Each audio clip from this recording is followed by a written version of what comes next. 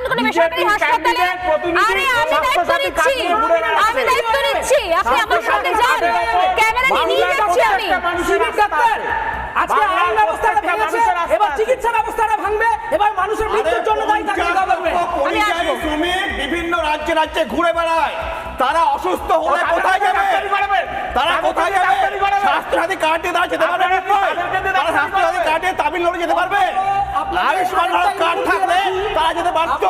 আরো একটা ইনপুট দিয়ে রাখি, এক এক করে প্লিজ 20 সেকেন্ড অনেক শেষ করে নিক। ডাক্তার নেই আপনারা বলছেন, আমি আপনাকে এও বলে রাখি, বাংলায় যারা ডাক্তারি পড়ছেন ইনক্লুডিং বড় বড় সরকারি মেডিকেল কলেজ, অধিকাংশ মানুষজন বাংলায় থাকতে চাইছেন না, তারা অন্যান্য রাজ্যে গিয়ে কাজ করছেন। ডেটাটা বার করুন, আপনারা সরকারি ডেটা বার করে দেখুন কেন বাংলায় থাকতে চাইছেন না, কেন বাংলার ছাত্রদেরকে আপনারা বাংলায় ডেভেলপ করতে পারছেন না।